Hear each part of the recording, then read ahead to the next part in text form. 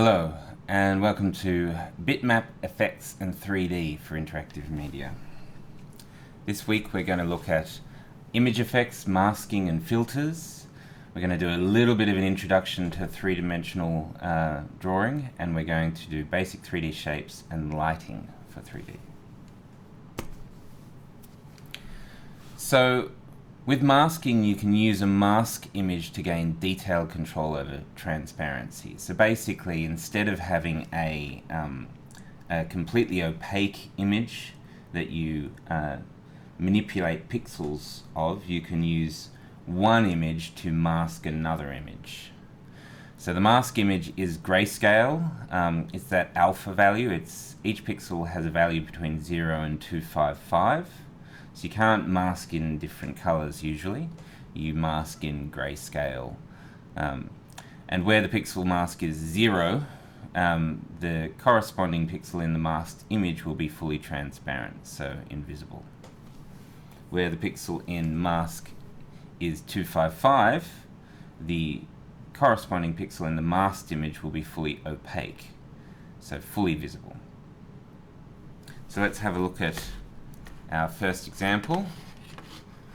This is called colony mask, and you can see here we have a mask image, which is a circle with black on the outside and white on the inside, and we have a colony of bacteria, and you can see on the outside we've got this kind of part of the image, inside we've got the actual colony. So let's mask the outside of the image using the grayscale image there. So you can see we have a very simple set of two images, image and mask. They're both P images. There's not a special masking image class, it's just a P image.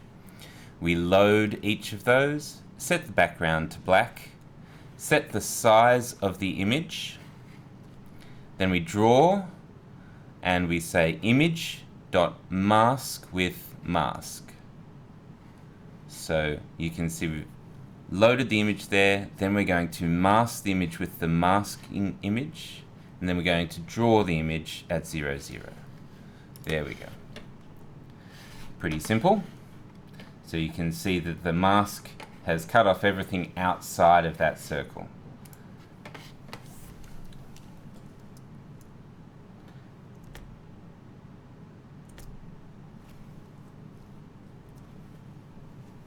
You can also create masks dynamically to, for instance, mask out particular colors in the main image. So while you can't create RGB masks, so to speak, you can create an image and then use it to mask a particular plane of the RGB image.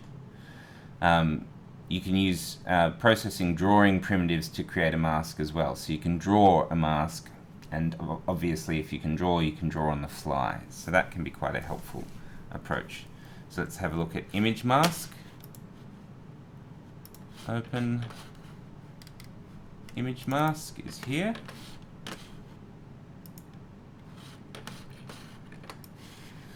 So here we're creating three masks, three images. This is the original, this is the masked image, and this is the mask here.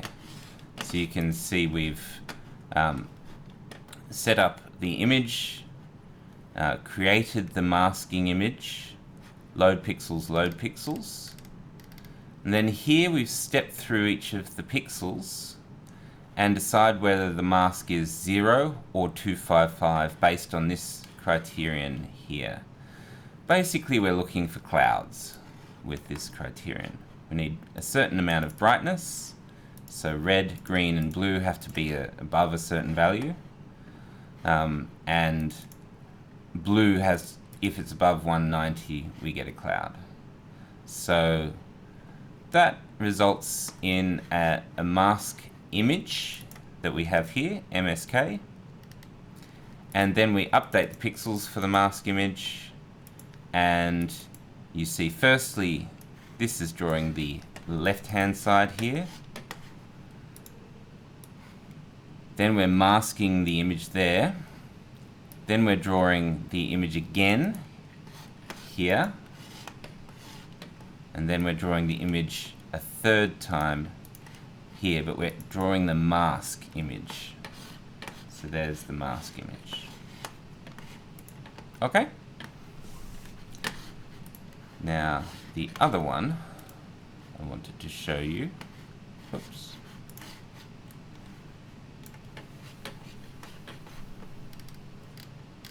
Is pixel buffer mask.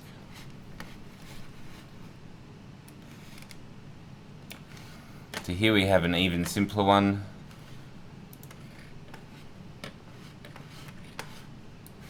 Here we're drawing our own pixel buffer.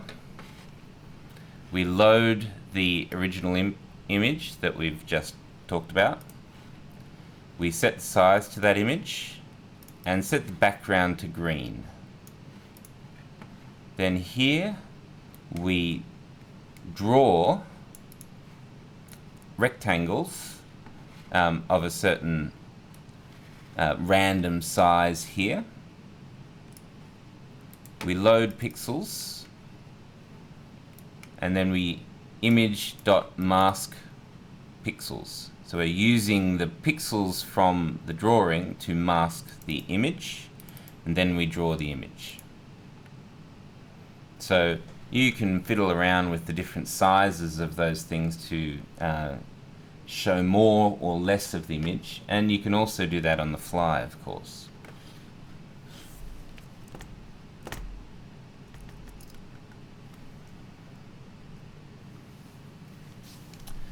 So processing has a lot of built-in image filters. There's a filter method that is a method of the pimage class. So when you load an image, you can automatically filter it just by saying image img.filter, or whatever you give the name of the image. So here's a quick example. I'm just going to close these.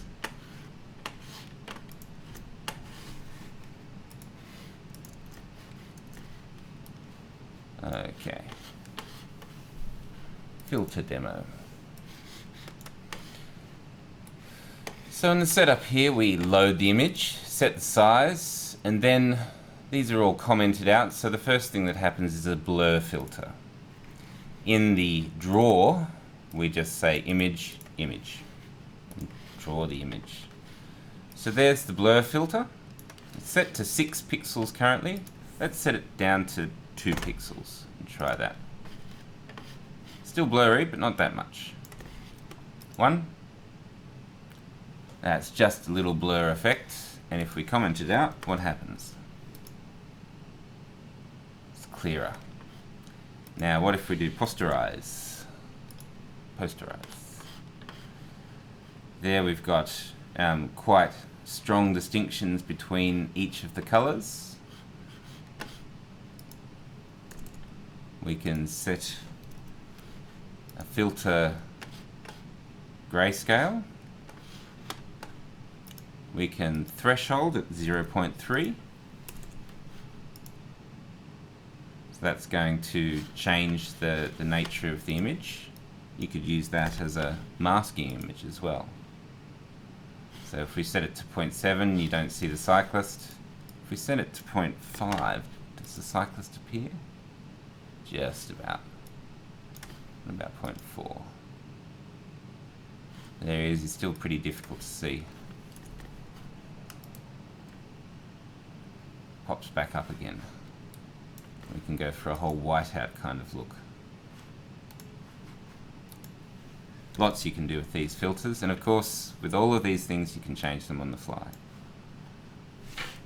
And we can invert the colors as we've done in the past. So this is a canned method of filtering. With the pixel buffer you can write your own filters and have pixel level control over images, but sometimes you just want to get something done quick and you don't want big for loops around the pixel buffer happening all the time. So we have this filter method available for that. Notice this is no loop, so no loop stops the draw from rerunning over and over again. You'd want to skip that if you wanted to change the pixel filter, the filter for the image on the fly. Okay. So filters are basically averaging of pixels. There's lots of different ways of doing this, and the precise numbers you use will result in completely different effects. But here's just a very general idea of a pixel. Imagine this is all of the pixels in the image. And we pick one pixel here in the middle, E, and then we want to calculate what the new value of E should be based on our filter. Now, filter has this thing called a kernel, which is a set of weighting values that sit around the central pixel here. So we go, the new output value of E should be W1A, weighting 1 times A, plus weighting 2 times B, plus weighting 3 times C, etc., all the way around. Why? Why would we do this? Well, if we want to blur the image, for instance, we might want to take the value of E and add some blurriness, add the values around E to E.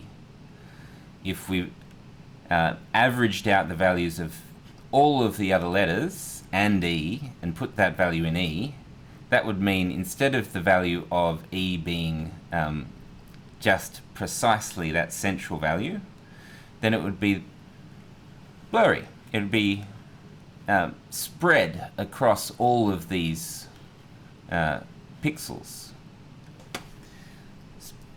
So that's this one here. You take 1/9 of each of the pixels in that kernel and you add them all up and put them in the center pixel.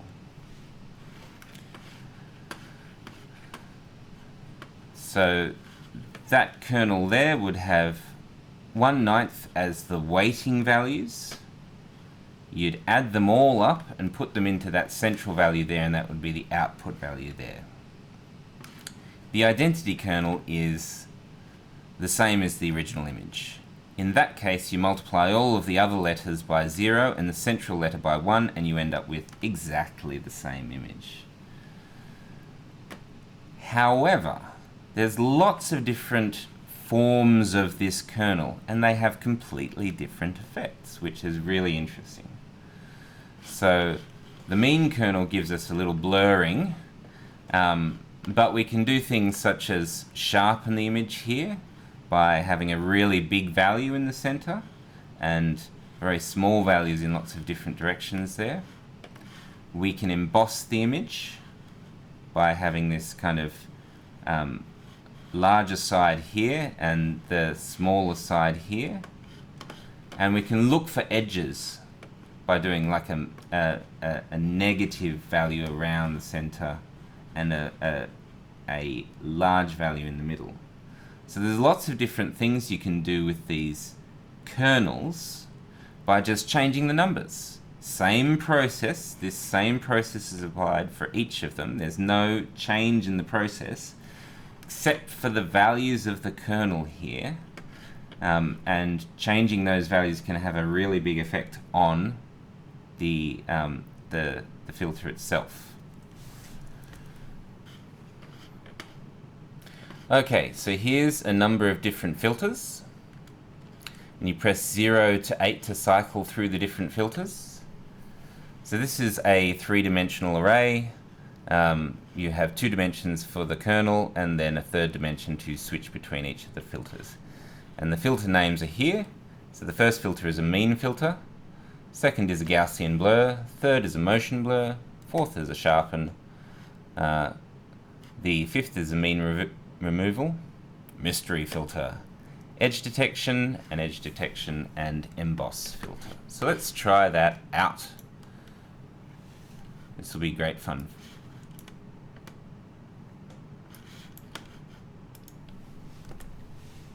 This is 0.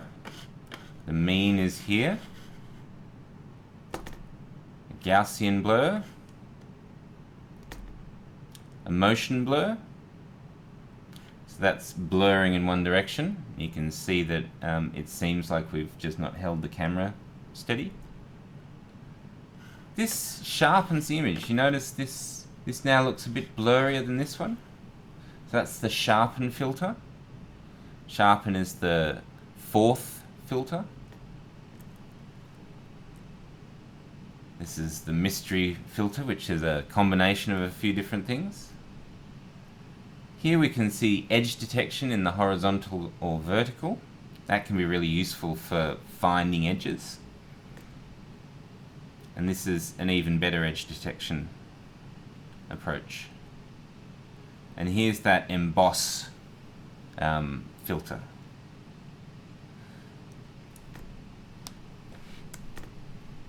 So that's the mean, Gaussian blur, motion blur, sharpen, mean removal, mystery, edge detection with diagonal, and emboss filters. Lots of different filters, all just switching around these different numbers here. So to look at the actual code, we have load the image, create another image for the stored pixels, and load each of the pixels, and apply the filter. Apply filter is a pretty simple command. The filter is created here. This is a class for filter, and you can see we have this apply command here that returns the color. And apply filter is here. We work through the filter pixels, update the pixels, change the image, change the text size, and write the text, which is the name of the filter, which is given here. So there's a lot here that's just for a demonstration, and if you use the actual filter, you probably just want the class here and the numbers to keep you going. All right.